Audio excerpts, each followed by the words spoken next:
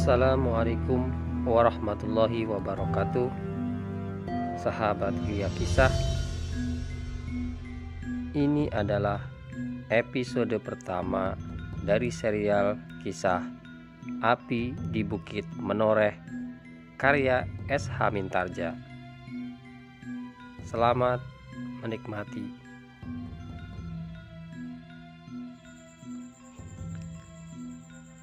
Sekali-sekali terdengar petir bersambung di udara. Setiap kali suaranya menggelegar memenuhi lereng Gunung Merapi. Hujan di luar seakan-akan tercurah dari langit. Agung Sedayu masih duduk menggigil di atas amben bambu. Wajahnya menjadi kian pucat. Udara sangat dingin dan suasana sangat mencemaskan. Aku akan berangkat. Tiba-tiba terdengar suara kakaknya, Untara, dengan nada rendah.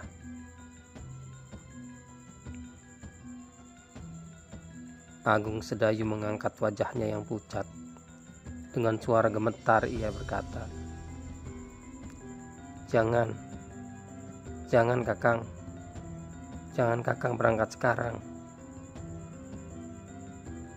Tidak ada waktu, sahut kakaknya. Sisa-sisa laskar Arya Penangsang yang tidak mau melihat kenyataan menjadi gila dan liar. Aku harus menghubungi Paman Widura di Sangkal Putung. Kalau tidak, korban akan berjatuhan. Anak-anak Paman Widura akan mati tanpa arti.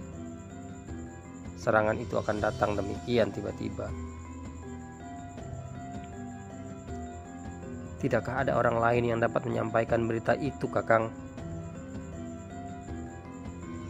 Tidak ada, sahut kakaknya. Tetapi bibir Sedayu gemetar.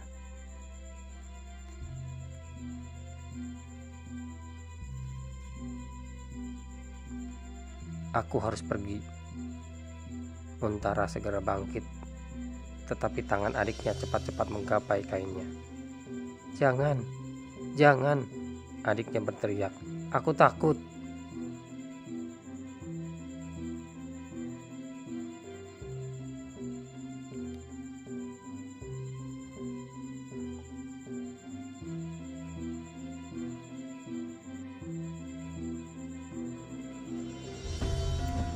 Untara menahan napas panjang. Kau hanya akan berada di rumah ini sendirian malam nanti. Besok kau pergi ke Banyu Asri. Kau akan tinggal di sana sampai aku pulang. Aku takut, Kakang. Justru malam ini, sahut adiknya. Bagaimana kalau laskar yang liar itu datang kemari? Mereka takkan datang, Sedayu, jawab kakaknya. Aku tahu pasti. Mereka akan menyergap Paman Widura. Karena itu aku harus pergi. Tidak, mata Sedayu mulai basah. Dan akhirnya dari matanya itu melelehkan air mata. Sekali lagi Untara menarik nafas panjang. Tanpa sesadarnya, ia terlempar kembali, duduk di samping adiknya. Hatinya menjadi bingung. Ia tidak dapat berpangku tangan terhadap laskar Ki Widura yang sedang terancam bahaya. Tetapi adiknya benar-benar penakut. Anak yang telah mendekati usia 18 tahun itu sama sekali menggantungkan dirinya kepada orang lain. Sepeninggal ayahnya beberapa tahun yang lampau dan ibunya yang beberapa bulan, maka anak itu hampir tidak pernah berpisah darinya. Apalagi di dalam kekalutan keadaan seperti saat itu. Sehingga dengan demikian, Untara merasa seakan-akan memelihara anak bayi. "Sedayu," katanya kemudian, "umurmu telah hampir 18 tahun. Dalam usia itu, Adipati Pajang yang dahulu bernama Mas Karebet telah menggemparkan Demak. Dan sekarang dalam usia yang muda pula, Sutawijaya berhasil melawan Arya Penangsang yang perkasa." "Aku bukan mereka," jawab Sedayu. Untara menggeleng-gelengkan kepalanya. "Setidak-tidaknya kau harus malu pada dirimu sendiri, Sedayu." "Tapi aku takut, Kakang." Sedayu tidak menghiraukan kata-kata kakaknya. Kembali Untara termenung. Adalah salahnya sendiri apabila pada masa kanak-kanaknya adiknya itu terlalu dilindunginya. Kenakalan kawan-kawannya pasti akan dihadapinya. Karena itulah maka Sedayu tergantung kepadanya. Dan sampai masa dewasanya, ia tidak mampu berdiri di atas kakinya sendiri. Meskipun adiknya itu selangkah dua langkah diajarinya juga cara-cara membela diri, dan di dalam latihan-latihan dapat juga menunjukkan kelincahan dan ketangkasan. Namun kelincahan dan ketangkasannya itu terbatas di belakang dinding-dinding rumahnya. Hatinya terlalu kecil untuk berhadapan dengan dunia. Terasa betapa kerdil jiwanya, apalagi setelah didengar oleh Agung Sedayu betapa laskar Arya Penangsang yang sedang berputus asa itu berkeliaran di lereng Gunung Merapi.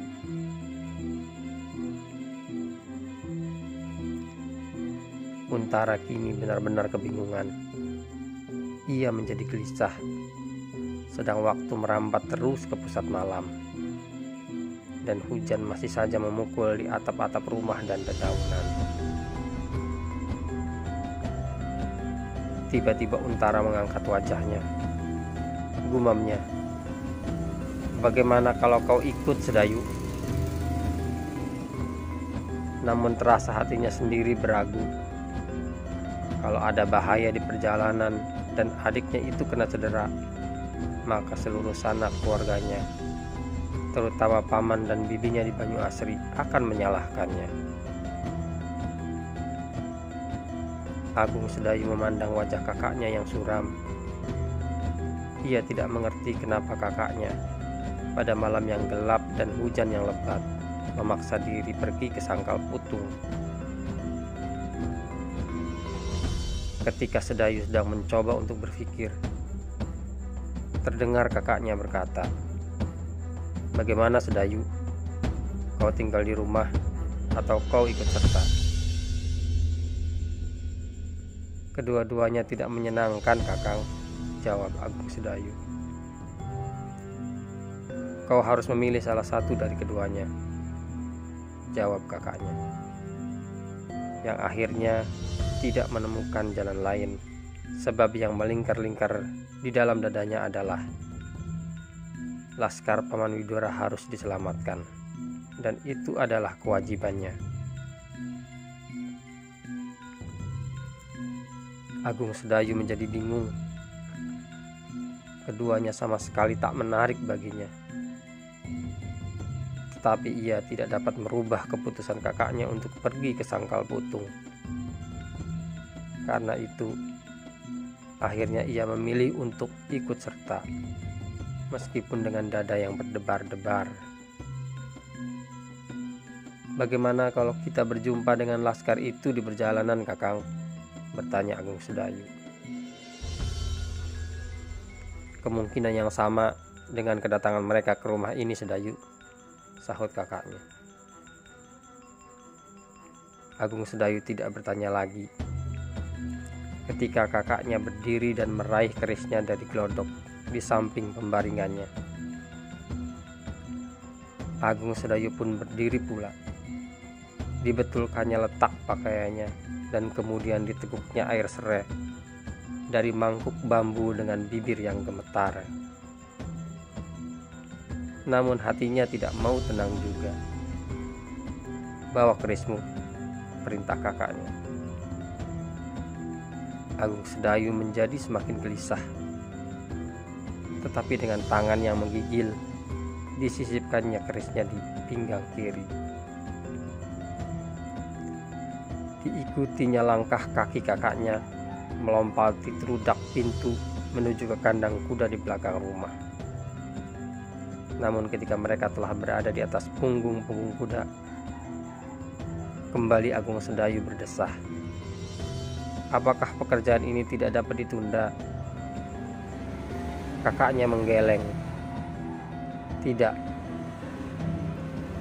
Besok pagi-pagi laskar yang liar itu akan menghantam Paman Widura. Agung Sedayu memandang malam yang pekat dengan dada yang berdentang-dentang.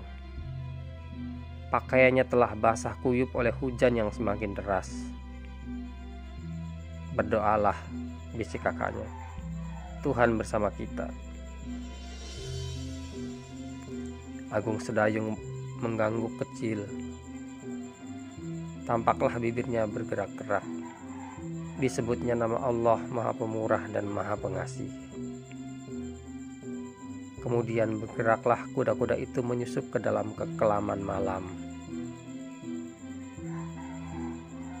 Sesaat kemudian, mereka meninggalkan Kademangan Jati Anom menuju ke arah timur. Di belakang mereka berdiri tegak Gunung Merapi yang berselimut kepekatan malam dan kepadatan butir-butir air hujan yang berjatuhan dari langit. Ketika guruh menggelegar di udara dan kilat menyambar di atas kepala mereka, sekilas tampaklah jalan yang menjulur di bawah kaki-kaki kuda mereka, becek dan merah, diwarnai oleh tanah liat yang telah bertahun-tahun sedikit demi sedikit meluncur dari lereng-lereng bukit.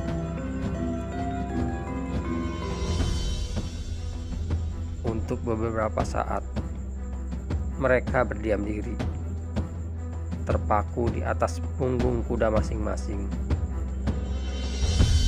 Hanya setiap kali Agung Sedayu selalu menoleh kepada kakaknya, seakan-akan takut ditinggalkannya.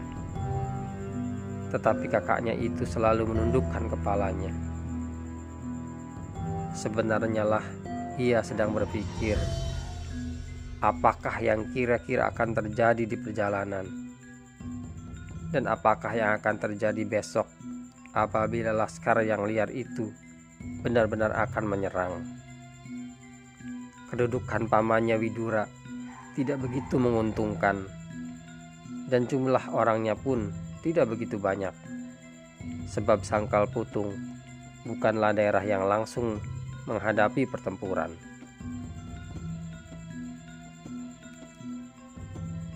Tetapi sisa-sisa laskar Arya Penangsang yang tidak mau melihat kekalahan Adipati Jipang itu berusaha untuk menimbulkan keributan di mana-mana.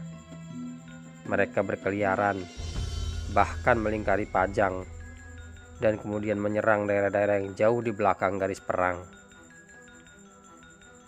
Mereka datang setiap saat dan kemudian menghilang seperti hantu. Hutan-hutan jati dan bahkan hutan-hutan belukar menjadi tempat persembunyian mereka. Demikianlah petang tadi Untara menerima berita tentang laskar yang telah kehilangan tujuan perjuangannya itu. Mereka berhasrat untuk menyerang Sangkal Putung, dan agaknya Ki Widura sama sekali tidak menduga. Namun lumbung-lumbung yang padat di Sangkal Putung pasti akan dapat memberi perbekalan yang baik bagi laskar yang liar itu. Dan memang itulah tujuan mereka.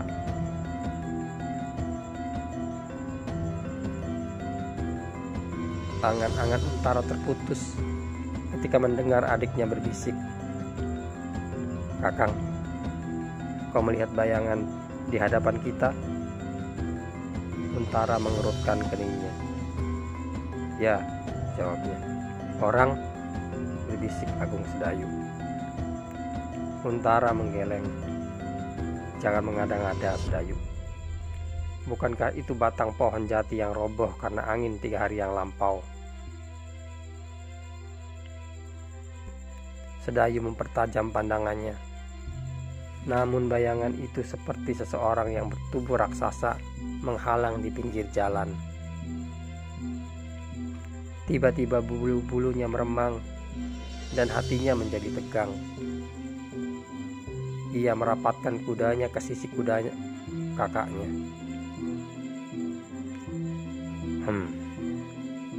Kakaknya menggeram. Kau bukan anak-anak lagi, Sedayu. Seharusnya kau berani menempuh perjalanan ini seorang diri.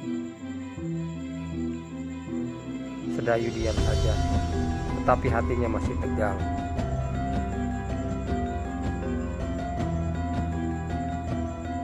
Ketika kilat menyambar di langit dan nyalanya memenuhi di lereng Gunung Merapi itu, Sedayu menarik nafas panjang.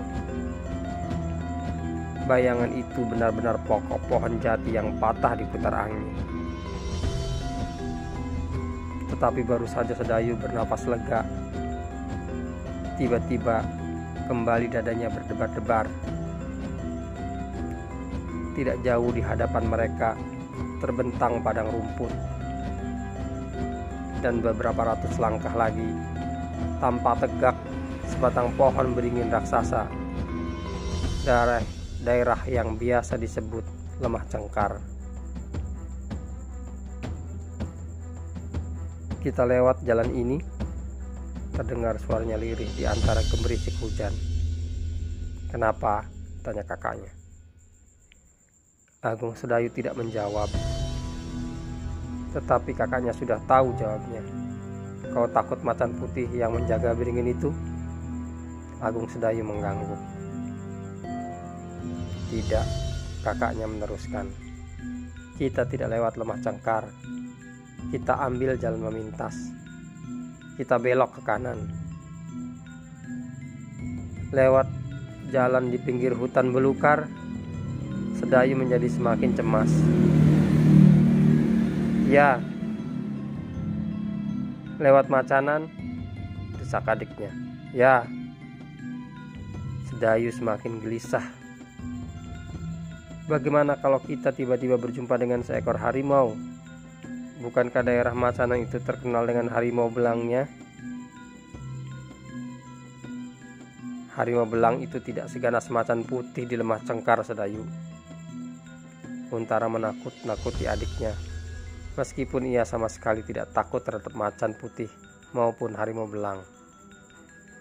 Namun lewat Macanan, jalan bertambah dekat.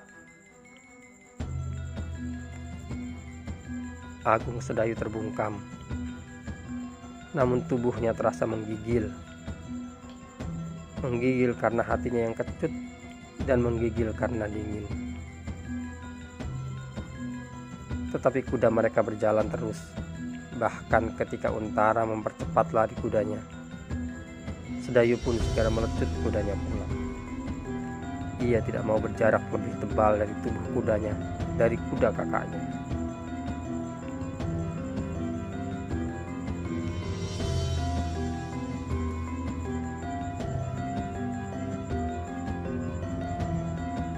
Perjalanan mereka menjadi kian sulit.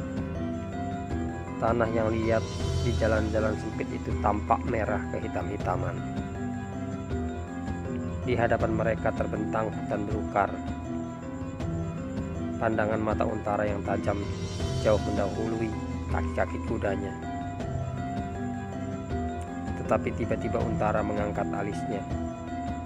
Ketika kilat menyambar, ia melihat sesuatu di hadapannya. Kali ini ia melihat bayangan, bukan pokok kayu jati yang roboh. Dan bayangan itu dilihatnya menghilang di ujung jalan. Untara menjadi berdebar-debar. Ia menoleh kepada adiknya, namun agaknya Sedayu belum melihatnya. Untara sendiri tidak pernah menjadi takut. apapun yang berada di depannya. Tetapi kali ini ia membawa adiknya. Seandainya bayangan itu seekor harimau, maka akan mudahlah untuk mengatasinya. Harimau tidak selalu menyerang seseorang. Kalau harimau itu tidak berdiri di tengah jalan, maka seandainya harimau itu lapar, kuda-kuda mereka dapat berlari lebih kencang dari harimau itu. Meskipun seandainya harimau itu menghadang mereka, Untara pun tidak takut.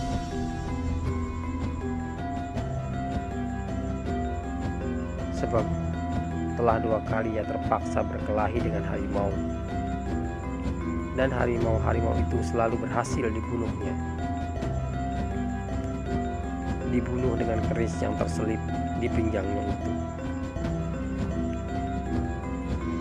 Tetapi bayangan yang bergerak dan menghilang ke dalam hutan adalah bayangan yang tegak di atas kakinya.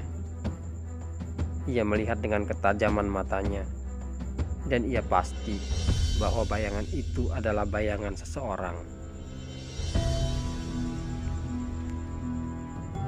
Untara menarik nafas untuk meredakan debar jantungnya. Sekali lagi ia memandangi adiknya, bahkan tanpa disengaja ia memperlambat kudanya. Sedayu pun cepat-cepat menarik kekang kudanya. Dengan nafas yang berkejaran ia bertanya, "Ada apa, Kakang?" "Tidak ada apa-apa," sahut kakaknya. "Jalanan di hadapan kita sangat licin." "Oh," namun jantungnya menjadi semakin cepat berdentang. Akhirnya Untara menghentikan kudanya. Dilontarkannya pandangannya ke hutan di hadapannya. Apakah yang tersembunyi di balik kekelaman itu? Hati Agung Sedayu semakin cemas. Desisnya, "Adakah sesuatu di hadapan kita?" Untara bimbang. Tidak seharusnya ia menyembunyikan bahaya yang mungkin berada di balik kehitaman hutan itu. Mereka harus hati-hati. Tetapi kalau adiknya menjadi ketakutan, keadaan akan lebih jelek lagi. Kita lampaui daerah yang licin itu dengan berjalan kaki, Sedayu. Ia tidak menunggu lebih lama. Dituntunnya kudanya berjalan perlahan-lahan dengan penuh kewaspadaan.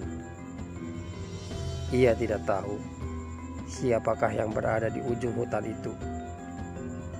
Kalau mereka menyerang dengan tiba-tiba, maka duduk di atas punggung kuda akan menjadi lebih berbahaya. Seorang kawannya pernah mengalami nasib yang tidak menyenangkan. Ketika ia mengalami serangan dengan cara pengecut, dilintangkan oleh para penyerang itu seutas tali untuk menjatuhkan kudanya. Kemudian dalam keadaan yang sulit, kawannya itu tidak mampu mempertahankan diri, dan kini ia tidak mau mengalami nasib serupa itu. Hati Sedayu menjadi semakin kecut. Ia merasa sesuatu yang tidak pada tempatnya. Karena itu, ia bertanya lagi sambil mendapatkan diri di samping kakaknya. "Adakah sesuatu yang berbahaya, Kakang?" Kakaknya tidak mau berbohong lagi. Jawabnya, "Bersiaplah, Sedayu. Mungkin kita berjumpa dengan bahaya, tetapi mungkin pula kita mendapat teman." Denyut nadi Sedayu seakan-akan berhenti. Dengan tergagap ia berkata, "Kakang, apakah tidak sebaiknya kita kembali? Nasib Paman Widura tergantung kepada kita, Sedayu." "Tetapi bagaimana dengan nasib kita sendiri?" desak adiknya. Untara tidak tahu bagaimana menjawab pertanyaan itu. Pertanyaan yang wajar, tetapi ada sesuatu yang tidak dirasakan oleh adiknya itu. Ia merasa wajib untuk menyelamatkan Laskar Widura, pamannya yang telah bertahun-tahun bersama-sama dalam satu ikatan perjuangan. Dan yang terakhir, mereka berdua berdiri di pihak Pajang dalam pertentangannya dengan Jipang. Karena itu, ada beberapa dorongan yang kuat yang memaksanya untuk berjalan terus. Karena Untara tidak menjawab, Sedayu mendesaknya. "Kakang, kenapa kita tidak kembali? Bukankah nasib kita sendiri lebih berharga dari nasib siapapun juga? Belum pasti kita akan menjumpai bahaya, Sedayu. Bahkan mungkin kita akan mendapat teman seperjalanan. Syukurlah kalau yang berada di ujung hutan itu anak-anak Paman Widura sendiri." Namun apa yang dikatakannya sama sekali tidak diyakininya. Sangkal Putung masih agak jauh.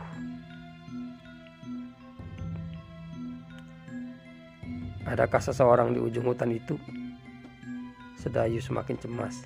"Ya, Kakang lihat," desak Sedayu. "Ya." Untara menjadi semakin cemas. Kalau adiknya menjadi ketakutan, sulitlah keadaannya. Apa yang diduganya itu benar-benar terjadi. Tiba-tiba Sedayu merapatkan dirinya sambil merengek. "Kakang, marilah kita kembali." "Jangan, Sedayu," jawab kakaknya membesarkan hati adiknya. "Kita lihat siapakah yang berada di ujung hutan itu. Mereka pasti Laskar Arya Penangsang," sahut adiknya. "Kenapa kita mesti takut kepada mereka, Sedayu?" "Mereka adalah orang-orang sakti," jawab adiknya. "Kita juga laki-laki seperti mereka, Sedayu," sombong kakaknya. "Apabila mereka orang-orang sakti, mereka tidak akan dikalahkan oleh Laskar Pajang." "Kita bukan Laskar Pajang, Kakang," bantah adiknya. "Aku salah seorang dari prajurit Pajang, Sedayu," potong kakaknya. Untara bukanlah seorang yang biasa menyombongkan dirinya, tetapi ia berharap adiknya mempunyai kepercayaan kepadanya dan tidak akan menyulitkan keadaannya. Seandainya ia benar-benar harus menghadapi bahaya. "Tapi aku bukan," merengek adiknya pula. Bahkan kini Sedayu telah mulai menarik balik bajunya. Untara menjadi gelisah, tetapi ia tidak menjawab. Jarak mereka telah semakin dekat dan Untara tidak memutar langkahnya. Ketika adiknya akan berkata lagi, Untara berdesis, "Diamlah, supaya orang-orang di muka kita tidak tahu bahwa kau penakut. Karena yang demikian, mereka akan semakin berani dan mereka akan mempermainkan kita seperti kelinci." Sedayu terbungkam. Betapa ia menjadi sangat takut untuk menyatakan ketakutannya. Karena itu, dengan lutut yang gemetar, ia pun berjalan terus. Tiba-tiba Untara menggeram. Untunglah mereka tidak melarikan kuda mereka. Di tengah jalan, dilihatnya sebatang bambu melintang setinggi lutut. Orang yang tidak berhati-hati pasti tidak akan dapat melihat bambu wulung yang kehitam-hitaman itu. Apalagi di dalam kepekatan hujan malam yang kelam. Namun ketajaman mata Untara dapat membedakannya dengan warna air yang keputih-putihan memantulkan cahaya cakrawala yang sangat lemah. Dan apabila kaki-kaki kuda mereka menyentuhnya, akibatnya akan mengerikan sekali. Beberapa langkah dari bambu yang melintang itu, Untara berhenti. Tidak ada seorang pun yang tampak. Namun ia yakin, di dalam hutan, di balik pohon-pohon yang rapat itu, pasti tersembunyi seseorang atau lebih. Ketika Sedayu melihat bambu yang melintang itu, maka darahnya seakan-akan membeku. Ia pernah mendengar cerita kakaknya tentang seseorang yang malang, melanggar sutas tali yang terentang di jalan, tetapi hatinya telah benar-benar dicekam oleh ketakutan, sehingga sama sekali ia tidak berani berkata sepatah kata pun.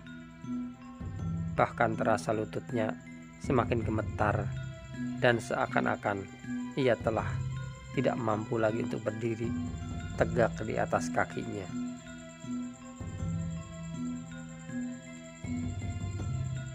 Untara menarik nafas. Ia tak mau mendekat lagi, sebab dengan demikian ia akan berada di dalam kedudukan yang kurang baik. Orang-orang yang berada di belakang rimbunnya daun-daun akan dapat melihatnya dengan jelas, sedang ia sendiri tak akan dapat melihat mereka. Karena itu, sengaja Untara menanti salah seorang dari mereka atau beberapa orang sekaligus datang kepadanya.